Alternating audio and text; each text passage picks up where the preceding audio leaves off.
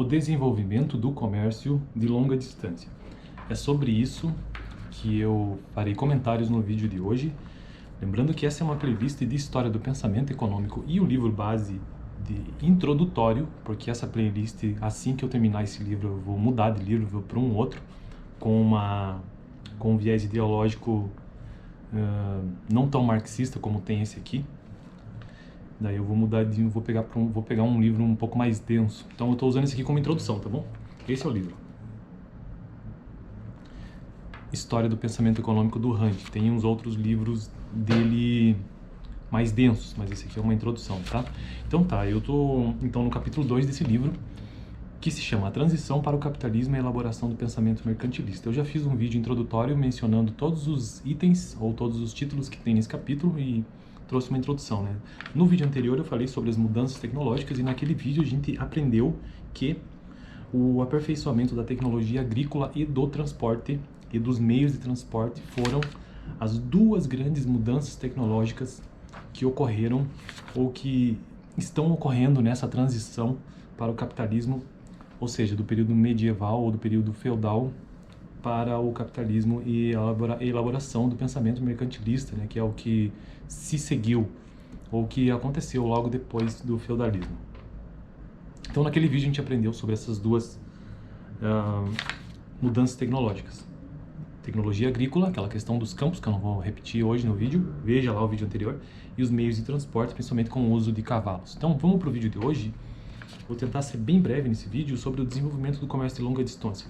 Lembrando que não é minha opinião, tá bom? É o que tem nesse livro, e ainda assim, a minha tradução aqui, a minha forma de me expressar, às vezes não sai exatamente como o autor quer dizer no livro, né? Bom, vários historiadores tomam o desenvolvimento do comércio como a principal causa de desintegração da sociedade medieval, particularmente no seu regime de trocas e de seus costumes. A importância do comércio não pode ser colocada em dúvida. No entanto, convém lembrar que a expansão comercial não ocorreu por acidente nem se deveu a fatores externos da economia europeia. Então aqui ele está fazendo uma afirmação, né, de que não foi somente fatores externos, mas como exemplo a intensificação dos contatos com os árabes. Pelo contrário, como já vimos anteriormente, as condições para o desenvolvimento do comércio foram criadas pelas transformações econômicas ocorridas no interior da Europa. Então, esse autor, na perspectiva dele, não houve grande influência externa que fez ocorrer essa transição do feudalismo para o mercantilismo, o início do capitalismo, né? O crescimento da produtividade agrícola proporcionou um excedente de alimentos e de mão de obra para os mercados locais e internacionais. A utilização mais racional de energia e dos transportes tornou mais possível a maior lucratividade e concentração de indústria nas cidades. A produção em larga escala e a venda dos produtos e mercadorias mais amplos e mais distantes. E aqui ele começa algumas coisas interessantes. Várias cidades comerciais e industriais foram fundadas em decorrência da expansão do comércio, sobretudo o comércio de longa distância. E aí, aqui ele começa a citar algumas regiões em específico na Europa. Ele diz assim, desde o início da Idade Média, muitas regiões da Europa mantiveram um comércio de longa distância.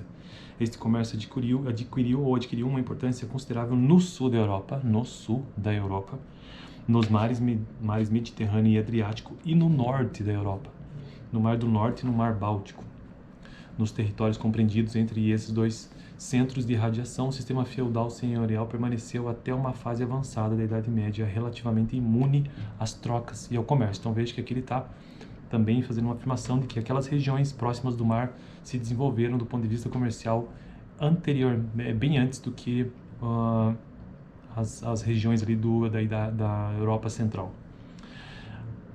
E aí ele faz uma menção também sobre as cruzadas. A partir do século XI, as cruzadas não só tiveram... As cruzadas cristãs deram um impulso vigoroso à expansão do comércio. E aqui ele comenta sobre alguns fatos históricos, principalmente de que havia interesse econômico também nessas cruzadas. Por exemplo, as cruzadas receberam apoio também da oligarquia de Veneza, que Veneza fica no sul, fica nessa região de mar, então já era uma região economicamente, eu tinha um comércio já desenvolvido. As cruzadas receberam apoio também da oligarquia de Veneza, interessada em expandir o seu comércio e consolidar a influência que exercia no Oriente. E aí ele vai citando alguns exemplos, daí ele também cita os exemplos dos vikings. O desenvolvimento do comércio com os árabes e com os vikings, veja bem, o desenvolvimento do comércio com os árabes e com os vikings no Mar do Norte também estimulou a produção de mercadorias para exportação e a criação de grandes feiras que floresceram no século XII até o final do século XIV. Então veja que feiras foram se desenvolvendo na Europa. Organizadas todos os anos nas principais cidades comerciais europeias. As feiras funcionavam geralmente durante uma ou várias semanas. Veja bem quais eram os produtos que os mercadores do norte da Europa trocavam. Eles trocavam cereais, trocavam peixes, lãs, roupas, madeira, pés, alcatrão, sal e ferro por especiarias. Eles trocavam pelo quê? Por especiarias, por seda, por brocados, por vinhos, por frutas, ouro e prata, entre outras mercadorias provenientes do sul da Europa. E aqui ele avança um pouco no tempo, já no século XV, veja o que ele diz. No século XV, os locais onde se reuniam as feiras começavam a se transformar em prósperas cidades. Então, onde existiam aquelas feiras de comércio, ali é que começaram a surgir cidades comerciais, que passaram a funcionar durante o ano todo. A atividade comercial desenvolvida por essas cidades era incompatível com as restrições impostas pelos costumes e tradições feudais. A maior parte das cidades conseguiu, após intensa luta, de acordo com o autor, libertar-se da tutela dos senhores feudais e da igreja. E veja as atividades ou as operações financeiras que eram realizadas nessas cidades, já no tempo medieval. Operações financeiras de câmbio, de liquidação de dívidas e de crédito eram comuns. Tornou-se corrente o uso de letras de câmbio e de outros instrumentos financeiros modernos, já nesse momento. E aqui que começa a entrar uma coisa que é chave nesse vídeo de hoje. Veja bem, uma nova legislação comercial foi elaborada pelos comerciantes dessas cidades, que, ao contrário do direito consuetudinário, que eu não sei ler isso, ou enfim, aquela ideia de direito paternalista que eu já fiz em vídeos anteriores, mas não essa palavra específica aqui que eu não sei nem mencionar. Ao contrário do direito paternalista, que vigorava nos feudos, a legislação comercial, presta atenção agora, a legislação comercial foi definida por um código preciso. Lançaram-se assim as bases da lei de contratos ou dos papéis negociáveis. Porque antes, como eu já disse em vídeos anteriores, era muito naquela questão da tradição e oralidade, então, dos acordos firmados. Não era uma sociedade, a sociedade feudal não é baseada em contratos, né? Então aqui já começa. Lançaram-se assim as bases da lei de contratos, dos papéis negociáveis, das representações comerciais, das vendas em leilão, enfim, em uma série de procedimentos característicos do capitalismo moderno. Você consegue imaginar uma sociedade que não seja regida por contratos hoje, na nossa sociedade atual? Difícil, né? Então é diferente do momento feudal, que isso não existia. Na indústria artesanal feudal, o mestre artesão era, agora ele muda de assunto, está falando da indústria em si. O mestre artesão era ao mesmo tempo o produtor, o artesão, período medieval, produtor, o vendedor e o vendedor de sua mercadoria. Nas indústrias que se desenvolveram nessas feiras depois nas cidades, voltadas primeiramente para a exportação, por isso que o título é Comércio de Longa Distância, o produtor distanciou-se do comprador final.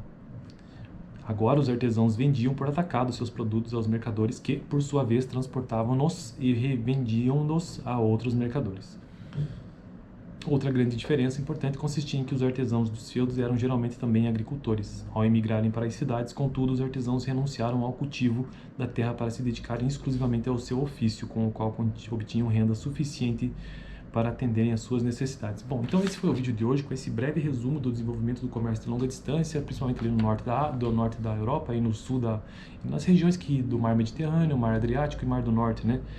E essa relação com os árabes e também com outros povos, os vikings, por exemplo, e que começaram a surgir as primeiras feiras comerciais em torno do mar, desses mares, e assim surgiram as cidades que se desenvolveram. Isso de acordo com esse autor, e que com essas feiras e com esse comércio intenso começou a surgir então uma sociedade ou alguma coisa, ou bases para o que viria a ser depois a lei de contratos. Beleza? Então esse foi o vídeo de hoje, e no próximo vídeo eu vou falar sobre o sistema manufatureiro doméstico e o nascimento da indústria capitalista, seguindo então o próximo tópico, que trata da transição para o capitalismo e a elaboração do pensamento mercantilista. Valeu!